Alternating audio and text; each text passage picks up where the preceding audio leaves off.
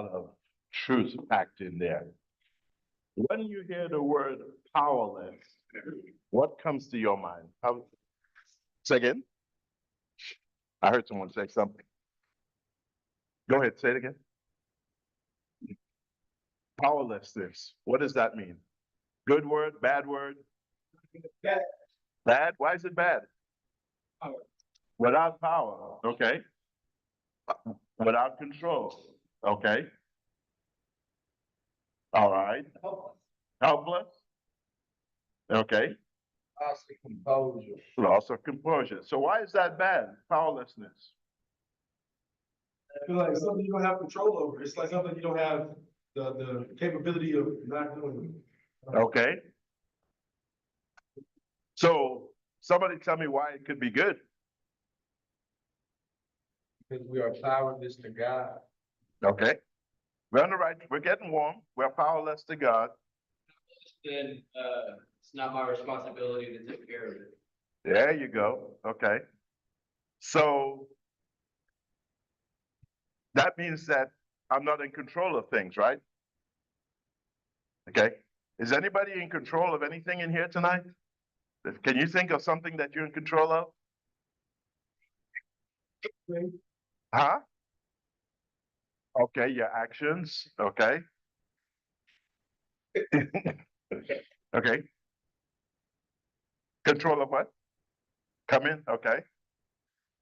So we try to maintain control in this world, whether it's us sitting in this room or a president, a prime minister, or somebody in between. But there's very little we are in control of, if we really get down to it. Okay? Disagree or agree? I want to hear you guys. Yeah, there's very little we're in control of. So powerlessness is the first step, they tell me, in getting to a point where we realize that we need help. It says in the literature, finding strength in surrender. Finding strength in surrender. Let that sink in a little bit while I'm turning this red. Admitting powerlessness is not weakness, it's wisdom.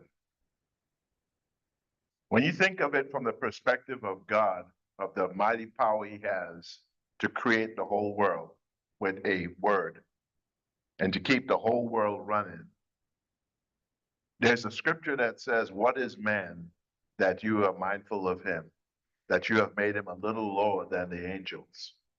Okay? God is so awesome, and yet he spends time creating all this stuff for us to enjoy. Talking about the physical world. True recovery begins with honest surrender, not stubborn control. What does that mean to you? You're shaking your head back there. Honest surrender, not stubborn control.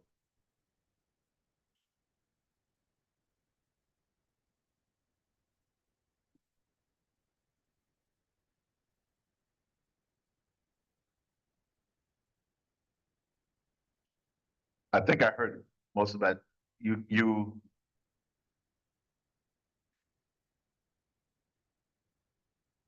Mhm.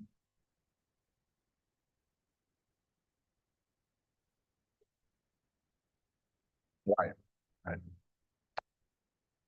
Yeah, that's a good way of putting it. So let me just go back a little bit here to my beginning here. It says in some of the stuff I was reading, it says some start this process even though they are not entirely convinced that they were addicts or that they have hit bottom. And that's the reason why I made that comment early on. Okay. A lot of people, especially in church settings or religious settings, don't want to use that word addict. What makes us an addict? Let me ask that question. Anybody, sir? The way we think and act, okay? Either a drug or alcohol, something very addictive, power over our state of mind. Okay. Manageability. Well, yeah, all those are right. So, second, emotion. Compulsion. Oh, compulsion, yes. Explain that. In your words.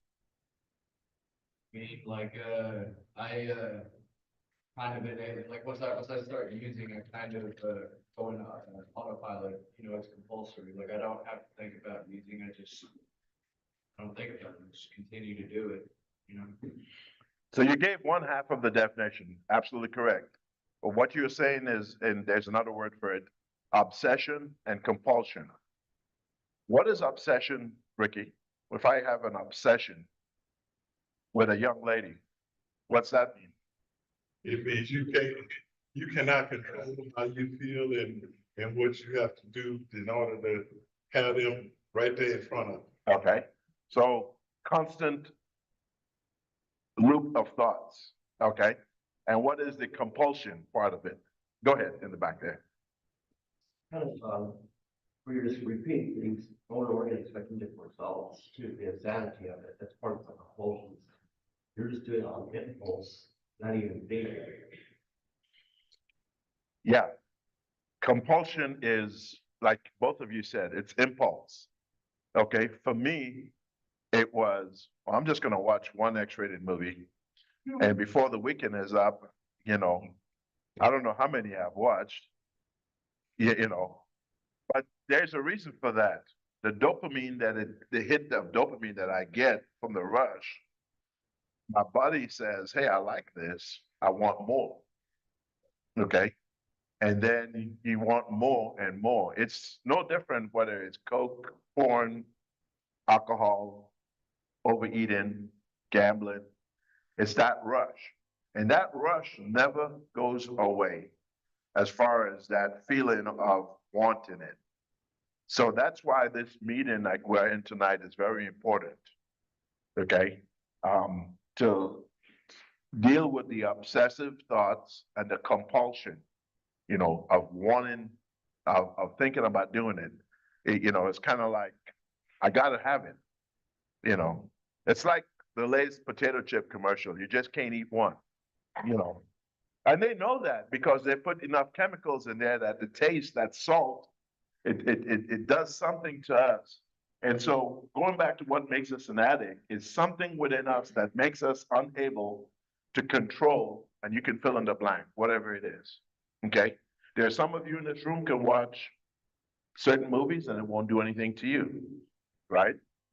But for me, that is not, you know, something that I have power over. I had to come to I'm still coming to the realization I'm powerless over a lot of things. And most of it is what my flesh desires. So I'm powerless over them cookies over there. So I have to pass by them. Okay.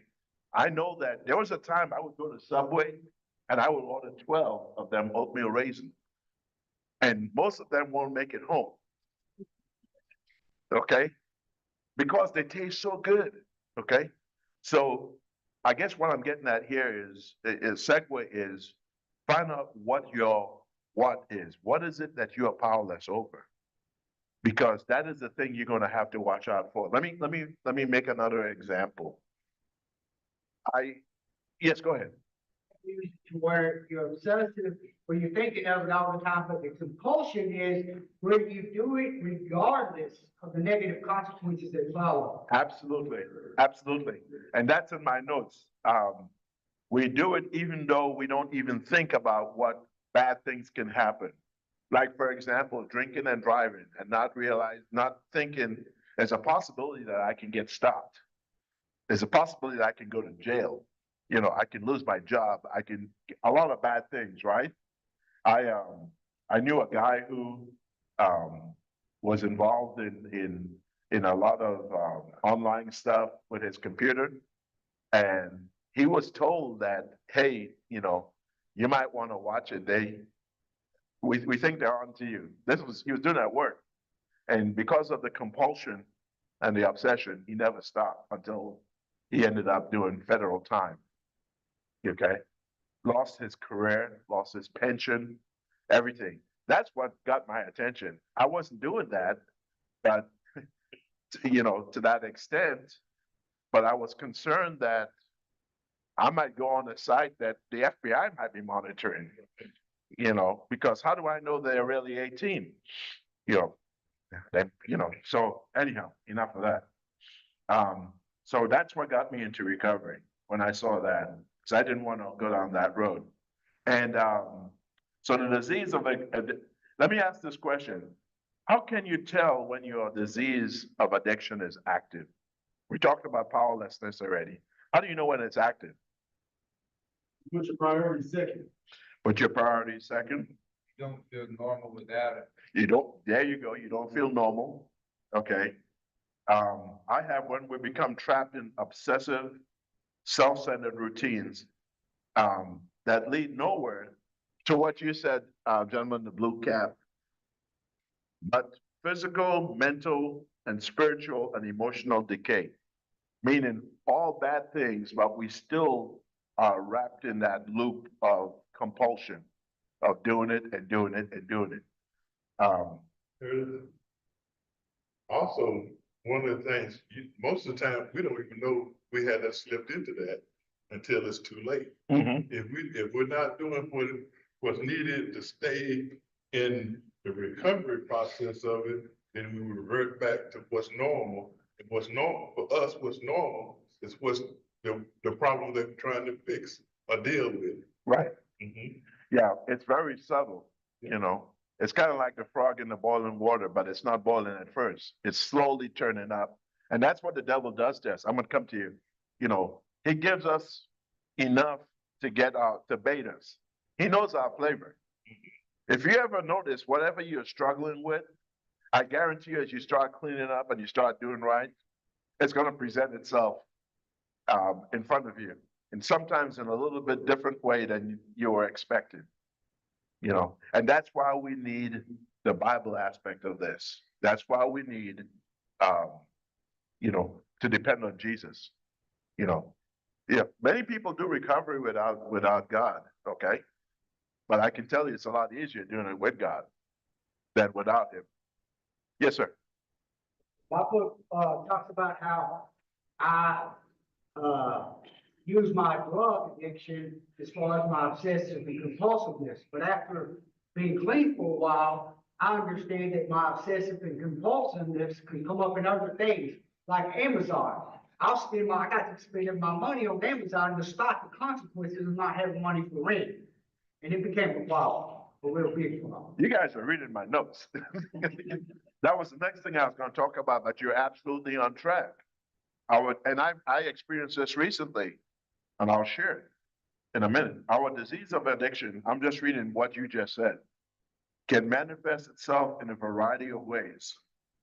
First, it's drugs, alcohols, or whatever it is that we are dealing with. But then after we get clean and we have some clean time, it may manifest itself in other ways that wreak havoc on our lives in any number of ways. For example, having to be right about everything, being disagreeable with our family, being a very difficult person to live with, being abusive, verbally or even physically. Okay, those may not seem like things that deal with addiction, right? Because that's not what we came into the rooms for. But if you think of it as trying to find a better way to live, all of those things will come as we start peeling the onion back, so to speak. Okay. Right? As we start peeling the onion back, we're going to find things about ourselves that we didn't even know that we have an issue with. It's kind of like going to the massage therapist and they start working on you and they hit a spot where they say it's a knot there, K-N-O-T, and that hurts. But you didn't know that you had that issue until he or she hit that spot. And that's what my friend over there in the blue hat, what's your name? What's your name? Wesley. That's what Wesley was saying. It's gonna pop up in other areas of our lives. So it's a whole smorgasbord approach as we get into recovery. I can tell you it's helped me with my relationship with my wife and my kids because my sponsor was telling me things about myself that I didn't want to hear, right? And you know, it's just the disease will trick us. There's a part of it called denial, right? Denial is the part that tells you that you don't have a problem, right? And it can also come up after you've been clean for a while. I can attest to that. So let me ask the question this way. Have you ever got to a point where you feel like you have enough information that you got this thing kind of figured out? So maybe you don't have to come every Monday night. Maybe you don't have to go to group meetings. You know, maybe you just, you know, maybe not even have to have a sponsor because you got the big book. You got the step working guide. So you know what you need to do. Anybody ever done that? You know, or let me put it even more bluntly. Have you ever worked out your own kind of recovery program? Well, I'm going to take this little bit over here, and I'm going to take this little bit over here, you know, but, you know, I'm not going to do the devotional, you know, that's a bridge too far, okay? I've done all that. I'm speaking from experience. And the crazy thing, somebody called it insanity. I was doing that and I was expecting things to work out. Here's a dirty little secret. You can stay clean for a while doing what I call Ricky's program or Curtis' program or Carl's program. But eventually, clean time is not recovery. Say it again. Abstinence is not recovery because that is not sustainable without the program. The program is set. Let's put it this way. Let me give you another analogy. There's a difference between trying and training. Athletes don't go out and try. The guys who won the World Series, the Dodgers, 2 nights ago, they didn't just go out and try to be good. They trained all their life. They failed many times. In recovery, we're going to have setbacks. We're going to have relapses. Okay? But we get back up and we're training. It's a marathon. It's a marathon. The Christian life is a marathon. Okay? And guess what? I had something here that I wanted to share that I think is really good. That was in the literature. It's in 2 Corinthians 12:9, where Paul was asking God for 3 times he prayed to get over something, and God said, "My grace is sufficient for you. My power is made perfect in weakness." Whether we want to realize or not, we are weak because we're not God, and we need Him every minute of every day. But here's the nugget I want you to get. God doesn't need your perfection or my perfection, just your permission to work in your weakness and in my weakness. We don't like to use that word, okay?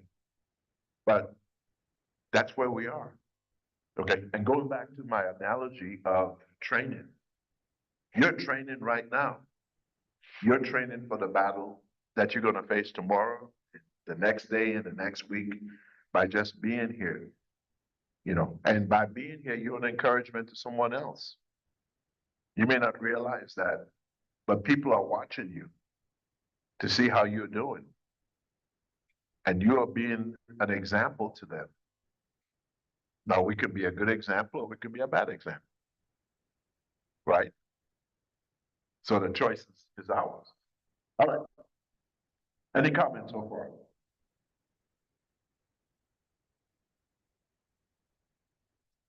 You guys are too quiet.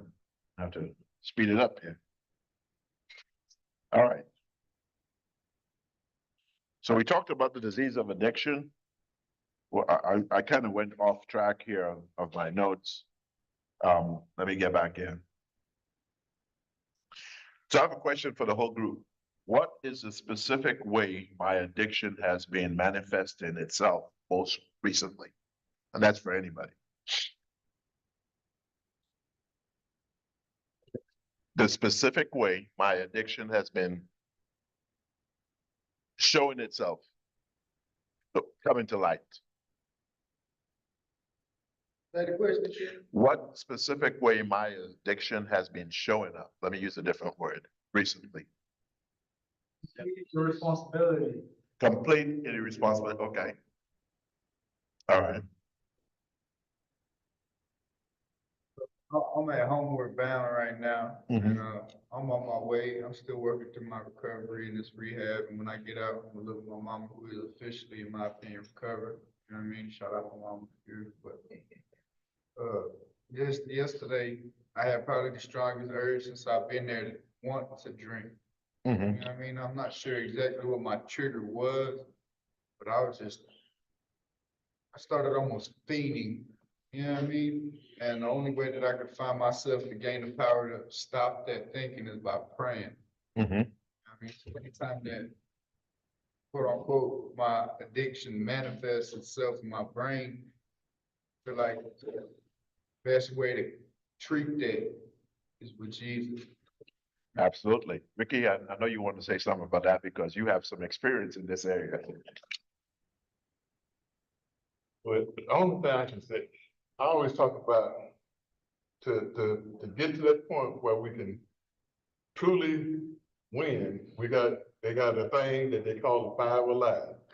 And they say when you do that, you do it every day, it guarantees you will not go back and drink or drug at all. And the 5 Alive is when you get up in the morning, you ask God to keep you clean today. And then you take out and read the Bible and read some scriptures, get something in your mind that you're not focusing on your addiction. Third, you call somebody in recovery. You know, if you got a sponsor, a mentor, you call them, not your drug dealer, not down to. Not your girlfriend? Yeah, your girlfriend that still wants you to keep using, cause, if you using, she can get free. You know, and so you call somebody, the next one, you're doing it right now. You're making a meeting. This is what we do on a daily basis. And then when you get ready to go to bed tonight, instead of just jumping in bed, going to sleep, you thank him that he's gonna help you through today. And you thank him for keeping you clean today. And you start the whole process all over again. You know, Curtis, I want to interject this one thing. Sure. I know when I was going through, when I first started working the steps and we were reading in the big book and it was talking about praying at night first. And then I had a big problem with that. And then I come to realize it's saying, okay, you starting right now. So when you get home and get ready to go to bed, you pray and thank him that he's brought you through the day. You know, he's got you going on the right track right now. And then you get up and start the process, you know, and it took, you know, I was one of the slow learners and still sometimes it takes a minute or two. Cause see, I got, you know, we done talked about the compulsion, we done talked about the self-centeredness and stuff, you know, and we wanna be in control and in charge when we really are not. So that's where, when we put that in the process, pray when you get up, read your Bible, call somebody, your sponsor, get you a sponsor, somebody you can tell everything to, whether you like them or not. It ain't about whether you like them, it's about survival. Make a meeting. Thank God at night. Get in that habit, doing that over and over again. So, cause the urge is always gonna be there. The compulsion is always gonna come because we didn't get addicted overnight. So we don't recover overnight. It's an ongoing process, you know, and for me, it's still an ongoing process. That's a good word. Does that help? Yes, yes, ma'am. Vaping, so we stopped the drugs, we stopped the alcohol, a year and a half ago, and now God's put it on our heart to quit smoking. Mm-hmm. And so we are like, just a little over 3 weeks sober from that, right? And, all day today, everywhere I turn, there's a cigarette butt on the ground. There's 2 vapes at my job just calling my name, You want to talk about manifest, it's been really hard to stay away from smoking. It's been really hard because I like to smoke. Do that on that also. Yeah. Do the 5-11 on that also. Yeah, I do because those I do those every day. I remember when I quit smoking, I had, it was 2008, I quit smoking. Then I found out I had prostate cancer. And a friend of mine and I, we were at church, was smoking weed, and he liked to smoke, and he had a little cigarette and throwed it down and went inside because he was tired, he wanted to go sit down. And so he put the cigarette out, and I had the crate. And I seen the cigarette, I picked it up. I'm looking at the cigarette and I say, well, I ain't got no way to light it. Now I got this big old smokers right there in front of me, big old firebox, hot as could be. All I had to do was touch the firebox and the cigarette was lit. I lit it and went to take the puff and say, if I do this, I'm going back to smoking. And I threw it down, and it took that, going through that process.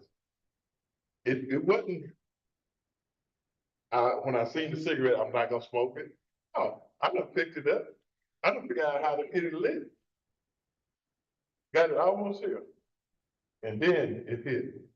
We have to, the process, it's gonna always be there.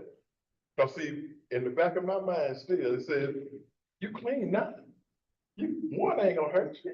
A little glass of wine won't hurt you, You never did drink that much wine when champagne and all that, that's no problem. Yeah, all I need to do is take one sip. Then I'm going from there to the liquor store, from the liquor store to the, from there, then y'all gonna see me on channel 4, channel 8, channel. Go ahead, Wesley. But before we, I heard the phrase become addicted. And, I read in the book, I had to ask my sponsor about this because it said, we realized that, our addiction was present long before we ever started using drugs. It just took drugs to bring about and find out that I had a disease of addiction. And I'm like, what does this mean? And he's like, well, think about it. When's the first time you ever did something contrary to everybody else? Well, I skipped school in first grade. Well, okay, there's one. And I'm dipping stuff in first grade. I always wanted something different, extra. yeah. And I'm like, okay, so my point is that I was born with the disease of addiction. And it just took the drugs to show. To bring it out. Yeah. And it's incurable and it's fatal, but it can be treated. I'm glad you said that because one of the things I have in my notes here is, isn't it interesting? Well, let me ask the question this way. Anybody in here have high blood pressure? Okay, I do. There's a number of diseases like that we don't even have any symptoms until the big one hits, a stroke or something, right? So we go to the doctor and they give us some medication. And if you're like my parents, we're feeling good. And we decide that we don't need to take it every day. This is a true story. And so we take it when we feel like it's up. The point I'm making is recovery is not supposed to be like that. We come when we're feeling bad. We call the sponsor when we're feeling bad. We will always have whatever we have, like Wesley said, for the rest of our lives. And folks, I'm just starting to realize that. I can't even say I'm 100% there yet, So by me sharing this with you, it's helping me to realize that I have to stay in the process. I have to stay in the game of doing it, if you will, every day, whether I feel like or not. I can't just decide that I don't have high blood pressure anymore, so I'm just gonna take one of the three medicines they gave me because one is enough, three is too much. I've never been to medical school, but you see how crazy that sounds? But we do the same thing with our lives. This is not a program to stop using or whatever. This is a program for a better way to live. It covers all aspects of our lives, relationships. It covers how we treat people. You know, it covers honesty. They talk about honesty, um, open-mindedness. We have to be willing to listen to some stuff like what I'm saying tonight that we may not fully decide that we want to follow yet. But we should, I would highly recommend that we take it on board and really consider it. That this guy that's sitting up there might have something worthwhile to, and not just me, but what others have said, that we might want to take a look at. Okay, because here's the thing: has what you've been doing worked?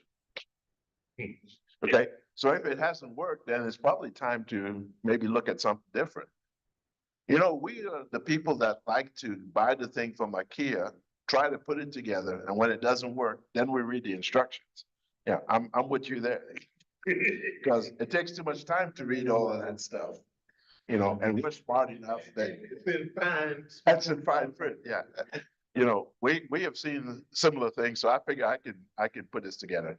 I did the same crazy thing last night. I'm telling myself, my alarm for my house, we canceled it, right? And we thought that was the end of it. It starts beeping.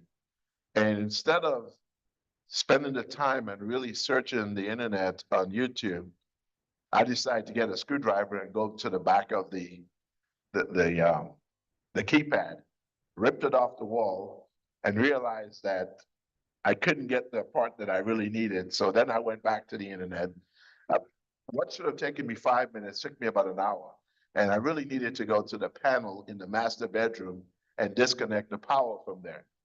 But that's how crazy, you see what I'm doing? That's how crazy we do stuff.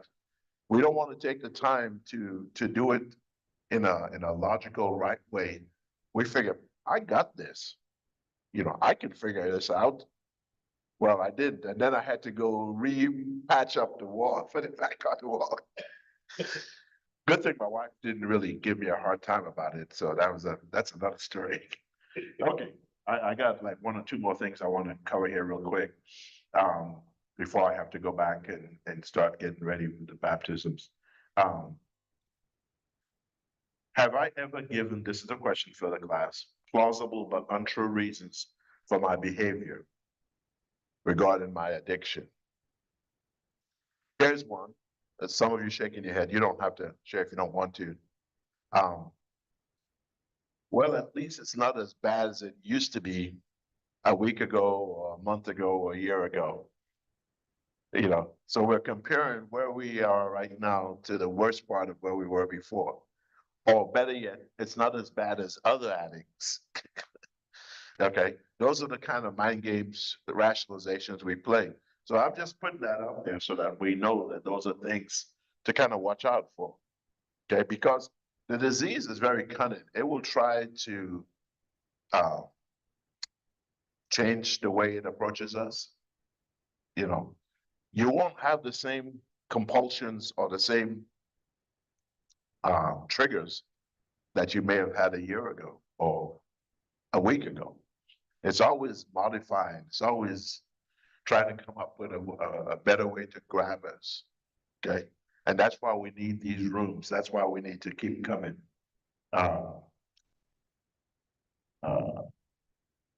Let's see, what's another one?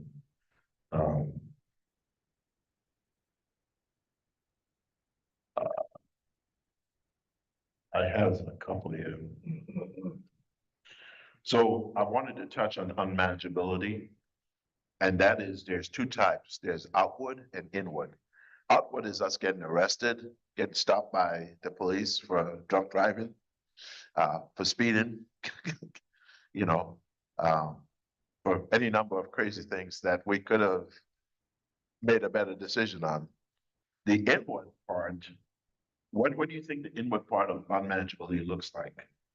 I kind of touched on some of them um, earlier. Give me an example of inward unmanageability. Being homeless. Okay.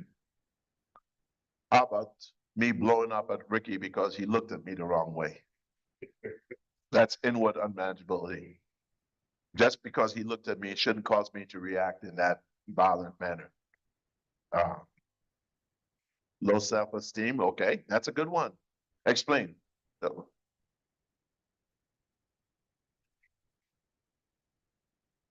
manifest like on the inside is way like a solution is chemical, but ultimately like my problem. All of my problems are inside of myself, Mhm. you know, I just seek external solutions and drugs and alcohol. yeah. Low self-esteem is a good one because we have this record playing in our mind of maybe something others have said, or we couple that with what we believe. So we have to replace that, or we should replace that with what God says about us. You know, we just studied Gideon in our Sunday school, and Gideon had low self-esteem when God told him that, mighty warrior. He says, "Who, me? I'm the least of my clan in, who you must be thinking about someone else. You mistake God." But here's the thing: God sees us not where we are now, but where we are going to be. And we have to take those words. They call it affirmations. We take those words, and those affirmations, and we say them over and over, every day. And what we're doing is programming our subconscious mind. And but let's put it this way. They have done research on athletes who go through the motions of whatever sport they're doing in their mind hundreds of times. The funny thing is the brain doesn't know the difference between me sitting here and swimming 26 miles than actually going out and doing it, as I'm in my mind doing the strokes. After a while, when they get out on the court, it's second, or the ocean, it's second nature. It just starts happening. And that's what they call it, visualization. Okay. Every athlete practices it, no matter what sport that they're in. Okay. We can do the same thing. You know, we can do the same thing. So I'm not telling you something that's kind of Eastern religion. I'm just telling you the Bible says you are what you think. So if we think we can't, we're right. If we think we can, we're also right. You know, so just, I'm gonna close off with that, just continue to say positive things. So anytime you catch yourself saying something negative about yourself, in other words, don't ever say, "I'm so stupid. You know, I got bad memory." No, I'm getting better at remembering names. I'm getting better every day by the grace of God. You look up those scriptures that have positive things and you start saying those things. Better yet, put it on your mirror. Put one of them, I challenge you to put one of them on your mirror and read it every morning. I can do all things through Christ who strengthens me. You know, whether you believe that or not, right now, if you keep saying that, your subconscious is going to say, okay, like Ricky was saying, I got to put this cigarette down. I can't do this because you're not trying to do it in your own strength. You're doing it in the strength of Christ. You see the difference? And that's why we